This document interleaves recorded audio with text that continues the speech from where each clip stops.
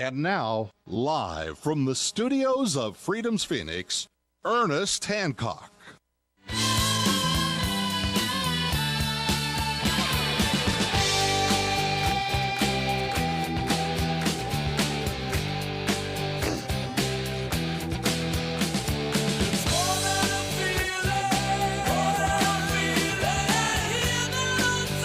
It's more than a feeling here on Declare Your Independence with me, Ernest Hancock. It's some facts. How about that? How about some experience? How about firsthand knowledge?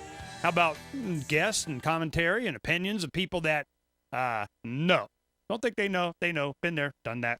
Have lots of T-shirts. What we're going to do, Pal Gamble and I have just been witnesses over the past. It's been almost 6 years. 6 years since we started Freedom's Phoenix. In that 6 years, we are finally, by this weekend, you are now, if you're new to the program, I tell you, 6 years we've been developing to get to the point that we always finally wanted to be. We have radio, we have video, we have the magazine now coming online. This is something that we've known from the beginning where we were going. We had the concept for Freedom's Phoenix, I did, back in the mid-90s. And I saw this internet thing where it was going. I go, when they start doing video, when you can start streaming video on the internet, because I just started learning about this. I'm like, how come it's taking a half hour to download this picture, man? What's up with that on your 2400 baud modem? It's just like, I go, bandwidth, what's bandwidth? Is it connected? It's connected, right? It's like a phone. Make it go work, man. Make it go faster. Well, they did. When they start doing video, I knew it was all over for the man. Because the lamestream media, the media that's so last century, they can't compete when everybody gets to comment about everything, and who gets listened to is who has the best information, not who has the flashier graphics, which everybody's starting to do now. It's just access to the truth. We know the truth. Uncovering the secrets and exposing the lies. That's what the readers of Freedom's Phoenix get all the time, every day. There's so many things that you don't know because they're not going to tell you. Well, pal, he's a senior editor, man. Every day he's going on about, all the stuff that he's just putting on there. Let's just talk about the last, I don't know, few months, 6 months. What is it that is the theme that's dominating Freedom's Phoenix? What have you been getting? Oh, the wars, plural. You wouldn't have thought they'd start another one. No, I would have never thought they would have done that. The Libya thing was like the last straw for me. I was just like going, are you kidding me? After all of the dissent, after all of the expense and the lives and the maiming and the one thing I came across recently, there was a piece done on the technology in medicine to help all these injured soldiers. And because they have screaming for body armor, well, what happened was a lot more people survived, and they have such concussion of their brains, so that a lot of them have severe brain damage. A lot of them, their flak jacket and chest protector, that was fine, but their legs and arms blown off, and they're burned badly. And I was so affected by. They're there, but then you see them, and it's just crowding every room at what is it? What's the name of the hospital? Walter Reed, and I'm going, this is the cost of the wars. I'm not sure that we're certainly not exposed to it, but it can't be ignored anymore as we go into another one. And I'm wondering, is there any opposite? What happened to the anti-war movement? Anti-war movement died.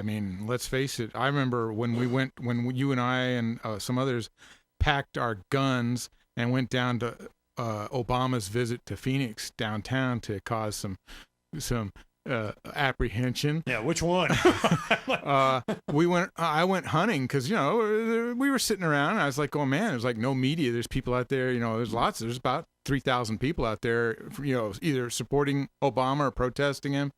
And I went and said, I'm gonna go take a look around. While we had time. Obama hadn't gotten there yet, so I went strolling down the street, and I saw these people down in the distance. I was walking up, and there was like 8 people out there in this corner, and they're the anti-war people. They had their signs. Just 8 people, 3,000 people down there. Half of them Democrats supporting Obama. And over here, and I went over. I talked to them. I said, "Hey, I'm glad to see you guys here." Blah blah blah. I said, how come there's only they're not doing the anti-war movement anymore. And I'm like going, are you kidding me? Because Obama got elected. Absolutely. It's Obama's. He's president now. Everything's good. And I said, well, why don't you, I go, everybody's down on this end. Why don't you come down here? No. And finally, another guy came up to me and says, where's the anti-war people? I said, they're down there. And he talked him into coming over, but they didn't want to stand with us, even though we had room because, we had guns on. So they went across the street where there was probably 1,500 to 1,800 Democrats, 1,500 to 1,800 Democrats all there waiting for the president. And it was incredible. They were unwelcome. They were not welcome amongst the Democrats to be across the street. There is something weird going on. We've been experienced a lot of this. We've gotten in the middle of it, and I got a beat on what's happening. But you have to think that Americans, certainly those that are involved, what is it that motivates them to be involved? Are you a person that even though Obama got elected to stop these wars, Obama got elected to close Guantanamo, Obama got elected to restore habeas corpus, Obama got elected to start pulling out of wherever the heck we are and to do away with the Patriot Act, Obama got elected, and none of that happened. So and what was your real goal? We don't like Bush and Republicans. Your guy, your horse won. Is that it? I don't think Americans are that dumb. When the dollar goes, and it is, it is. When all bets are off, and it's going to be us versus them. And you have to know who's them. They always say, who's they, them, those. And I go, there are those that want to be left alone. We just want to be left alone. That's it. And there are those that just won't leave you alone. That's how you know who they, them, those are. They're not leaving you alone. So when I talk to these other guys, like the first hour interview, he's a New York Times bureau chief. And I'm going, he makes the same statements and mistakes that everybody from the left always does when they try to coalesce with the energy and the power and the youth of the libertarian movement. And they go, well, we agree we want this bad thing to stop, but we don't want to eliminate the power that did it. We want to use that power to do what we want. So on Freedom's Phoenix, the magazine's different. The magazine is about all the things that, we use the arguments and the issues and so on to emphasize our philosophy. Freedom's Phoenix, the website, the philosophy of libertarians is to let everybody express their philosophy. So you'll have some neocons and conservatives and liberals and communists and socialists and progressives and whatever that go. Now, of course, all the libertarians take them to task in the comment section and write their own stuff. But the thing is, everybody gets to have their say. And we put a lot of other stuff up, news and technology and different things up there. But, that's what's libertarian about the site, is that you get to compete with libertarians directly on an equal field. Go ahead, go for it, man, say it. And I'm telling you what's happening is they're starting to see that their arguments are falling flat because the economy, the economics don't work when you're advocating theft.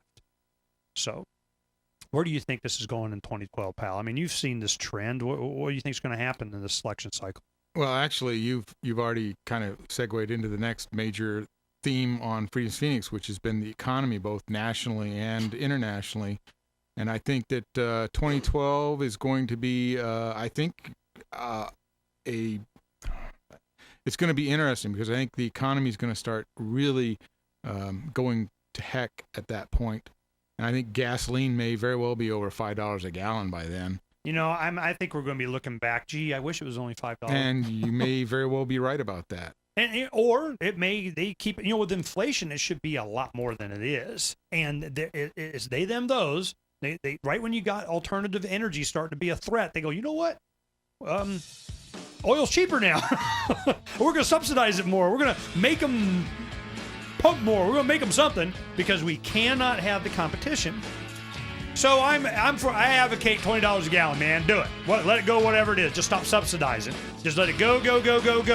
And all of a sudden, the free market, like that gentleman before, the black market, I call that the free market.